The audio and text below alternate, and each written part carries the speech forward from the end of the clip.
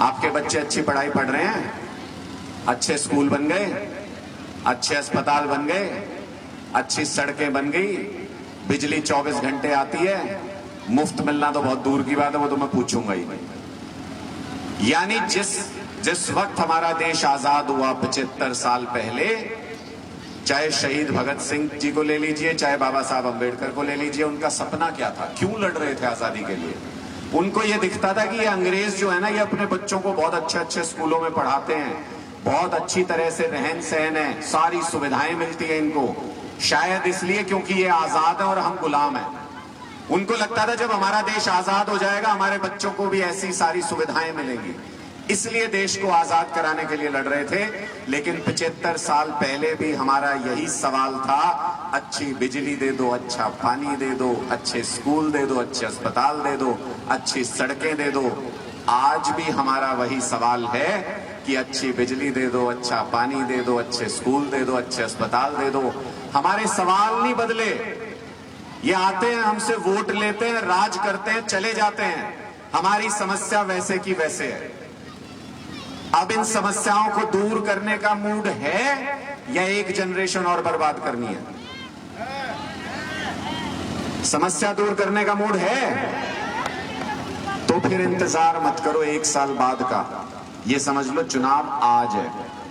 और आज अपना मन बना लो कि आम आदमी पार्टी के साथ जुड़ना है तो मन से जुड़ना है आम आदमी पार्टी के साथ। और एक बार अगर आपको इस सवाल का जवाब मिल जाए कि हमारी इन सारी समस्याओं का समाधान आम आदमी पार्टी के पास है, मैं तो कहता हूं आपको मैं इनवाइट करता हूं, जिसका दिल करे दिल्ली आके देखो। मैं बलविंदर जी से कहूंगा बस लेके आ जाना एक दिन, जो भी आना चाहता हो, पवन दिलबाग, एक दिन बस लेके आ जाना। जिसका दिल करे दिल्ली के स्कूल आके देखो, अस्पताल आके देखो, जिसका दिल करे पंजाब में जाके पता करो बिजली मुफ्त हुई कि नहीं हुई। जब तसल्ली हो जाए, जब आपकी तसल्ली हो जाए कि जो ये कहते हैं वो करते हैं, तब आम आदमी पार्टी के साथ जुड़ना, दिल से जुड़ना। और जब आप एक बार जुड़ जाओ, फिर उसके बाद ये कांग्रेस और बीजेपी वाले आएंगे आपके बीच में वोट मांगने के लिए किसी ना किसी बहाने। क्या करना है फिर उसके बाद जैसे ही कांग्रेस पार्टी वाले, बीजेपी पार्टी वाले आए, अपनी कुछ बात बताने लगे, तो क्या करना है?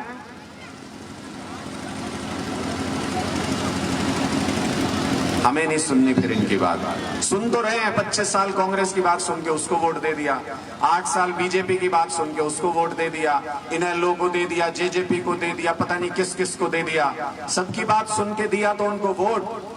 अब एक बार अपने मन की सुनो और एक बार तय कर लो कि आम आदमी पार्टी के साथ जुड़े हैं, तो फिर ये आके कई सारी बातें बताएंगे।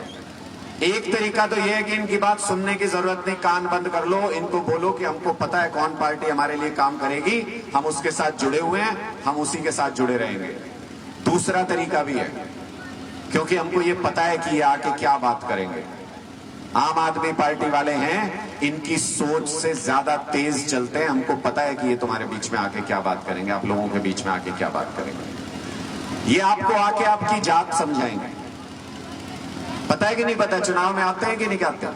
आते हैं, जात पात की लड़ाई कराते हैं कि वो फलानी जात का है उसको वोट दे दो, वो फलानी जात का उसको वोट मत दो। आज अपने दिमाग अच्छे तरीके से साफ कर लो, जात पात से कभी भी आपका भला नहीं हो सकता, कभी भी भला नहीं हो सकता।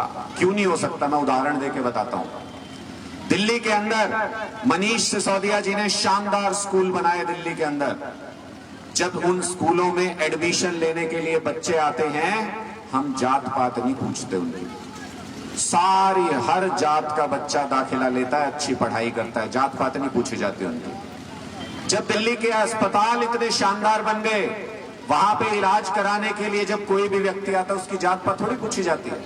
किसी भी जाति का व्यक्ति आए, उसका अच्छा इलाज होता है दिल्ली के अस्पतालों के अंदर। मेरे भाइयों, मेरी बहनों, माताओं, बुजुर्गों, मुझे ये बताओ कि जब सड़क बनेगी तो फिक्स कर सकते हो क्या कि किसी एक जात का आदमी चलेगा इसके ऊपर? सारे चलेंगे उसके ऊपर। जब बिजली आएगी आपके घर में 24 घंटे, तय कर सकते हो क्या कि किसी एक जाति के यहाँ 24 घंटे जाए और दूसरी जाति के यहाँ ना जाए? सबके यहाँ पे जाएगी बिजली 24 घंटे। जब बिजली मुफ्त होगी तो किसी जात को देख के मुफ्त नहीं होती है, सबके लिए मुफ्त होती है। जब स्कूल मुफ्त होंगे, जब अस्पताल मुफ्त होंगे, जाति देख के नहीं होते हैं। दिल्ली के अंदर चले जाइए, इतनी संख्या में माताएं बहनें यहाँ पे मौजूद हैं। आप जाइए दिल्ली में, बटुआ निकालने की जरूरत नहीं है वहां पे आपको। किसी भी बस में कहीं से बैठ के कहीं भी उतर जाइए, महिलाओं के लिए दिल्ली में सफर फ्री है, जात नहीं देखते किसी की। इसका मतलब जो भी नेता आके आपको ये बताता है कि इस जाति का वोट मुझे दे दो, मैं तुम्हारे लिए काम कर दूंगा, झूठ बोलता है। उससे बड़ा झूठ हो ही नहीं सकता, क्योंकि अगर वो काम करेगा सबके लिए होगा, और अगर वो काम नहीं करेगा किसी भी जाति के लिए नहीं हो सकता, चाहे आपकी जाति का हो वो, चाहे आपकी जाति का ना हो। तो इसका सीधा तरीका ये कि जो जाति की बात कर रहा है चुनाव में आपके बीच में आके, आपको पता है ये तो झूठ बोल रहा है। जात के हिसाब से राजनीति हो ही नहीं सकती, जात के हिसाब से सरकारें चल ही नहीं सकती। दूसरी बात क्या कहेंगे, एक पार्टी ऐसी है जिसके पास अपना कोई मुद्दा नहीं है, एक पार्टी ऐसी है जिसके पास अपना कोई मुद्दा नहीं है, एक भी मुद्दा नहीं है, इसलिए आजकल वो हमारे मुद्दे चोरी करने पे लगे हुए हैं। कौन सी पार्टी है? कौन? पता तो आपको सब है, पता तो आपको सब है, आप सारे जागरूक हो। ये आजकल भूपेंद्र हुड्डा जी हर जगह घूम घूम के ये कह रहे हैं 300 यूनिट बिजली फ्री दे दूंगा। कह रहे हैं कि नहीं कह रहे हैं? लेकिन हुड्डा साहब ये भूल जाते हैं, नकल के लिए भी अकल चाहिए होती है। अकल, नकल तो कर ली इन्होंने कि भाई आम आदमी पार्टी 300 यूनिट बिजली फ्री देके एक स्टेट में सरकार बनाई, दूसरी में सरकार बनाई, इनको लगा हमारी भी बन सकती है, मैं भी ऐसे ऐसे बोलूंगा। तो नकल तो कर ली इन्होंने, लेकिन अकल कहां से लाओगे केजरीवाल वाली ये सब करने के लिए? और अगर हुड्डा साहब आज ये कह रहे हैं कि 300 यूनिट बिजली फ्री दे देंगे, तो मेरा सवाल है उनसे, और जब कांग्रेस के लोग आए तो उनके मुंह पे आंख में आंख डाल के ये सवाल पूछिएगा। 10 साल तक मुख्यमंत्री थे हुड्डा साहब भारतीय जनता पार्टी से पहले। कितने साल? कितने साल?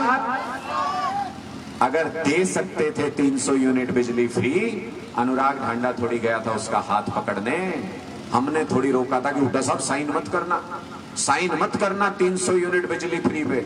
दे देते, दे सकते थे तो 10 साल तक मुख्यमंत्री थे, उनकी कलम में ताकत थी, जो लिख देते वो हो जाता, तब उन्होंने बिजली फ्री नहीं दी। इसका मतलब झूठ बोल रहे। और जब ये कहते हैं भूपेंद्र हुड्डा जी कि 300 यूनिट बिजली फ्री दे देंगे, उसी भाषण में धीरे धीरे धीरे ये भी सरका जाते हैं कि भाई मेरा तो आखिरी चुनाव है। कहते हैं कि नहीं कहते? कहते हैं मेरा आखिरी चुनाव है। अरे गुग्गा, जब तेरा आखिरी चुनाव है तो तू जवाब देने तो आएगा नहीं ना, 5 साल बाद पूछेंगे किससे?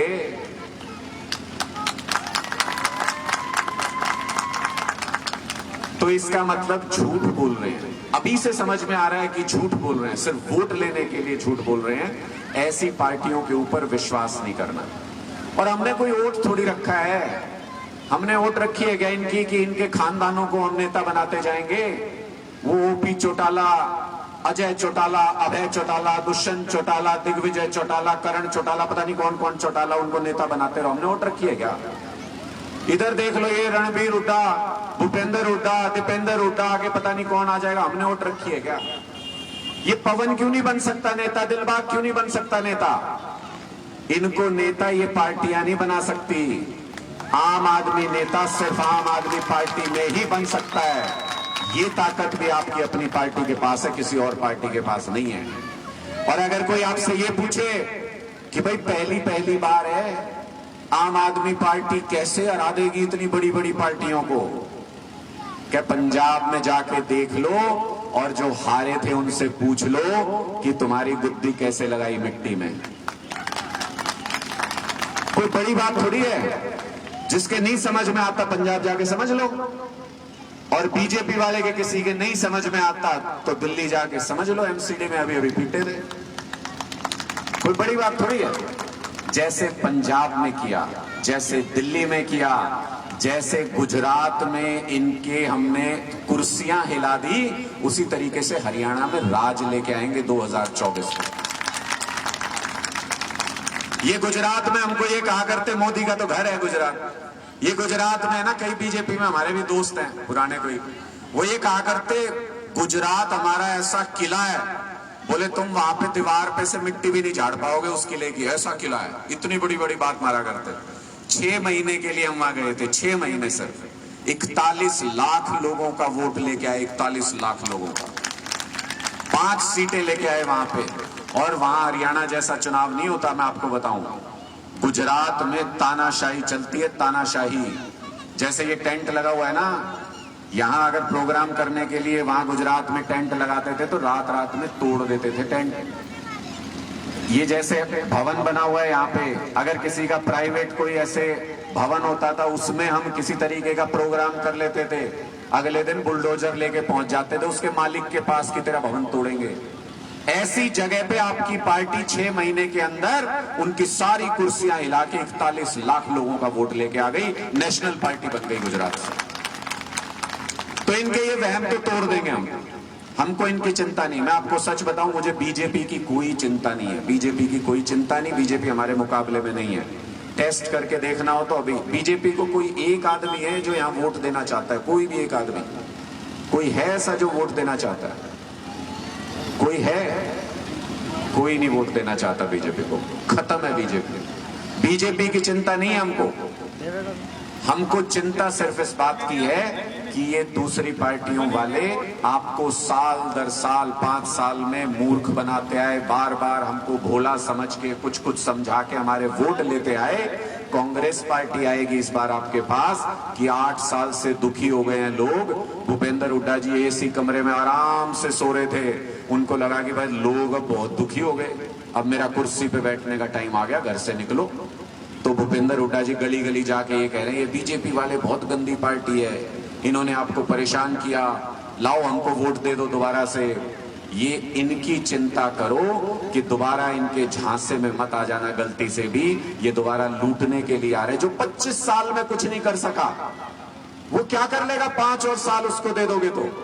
आम आदमी पार्टी आपसे पहला और आखिरी मौका मांग रही है, एक मौका हमको दो। अगर आपकी पुश्तें नहीं सुधार दी तो वोट मत देना अगली बार। ये आज यहां खुले मंच पे बोल के जा रहा हूं। और इसलिए जैसा अभी शर्मा जी ने भी कहा मुझसे पहले कि ये जितने लोग यहां बैठे हैं ये इतने ही लोग नहीं हैं, आप में एक एक व्यक्ति में 100-100 हजार लोगों की ताकत है। जिस दिन आप बोलना शुरू हो जाओगे, जिस दिन आप बोलना शुरू हो जाओगे उसी दिन जमीन पे हलचल शुरू हो जाएगी, उसी दिन पता लग जाएगा कि आम आदमी पार्टी राज में आने वाली है। और थोड़ी थोड़ी हलचल शुरू हो भी गई है। मुझे नहीं पता आप लोग कितना टीवी पे वीडियो में देख पाए हो, लेकिन हलचल थोड़ी थोड़ी शुरू हो गई। कैसे? ये मुख्यमंत्री जी आजकल जनसंवाद करने निकले थे। जनसंवाद में कोई आदमी इनसे सवाल पूछ ले सामने से, कोई भी आदमी पूछ ले सामने से सवाल, कहेंगे ये आम आदमी पार्टी का कार्यकर्ता है, इसको पीटो पहले और इसको कार्यक्रम से बाहर निकालो। इनको पहले सपने में केजरीवाल दिखते थे, अब इनको दिन दहाड़े हर आदमी आम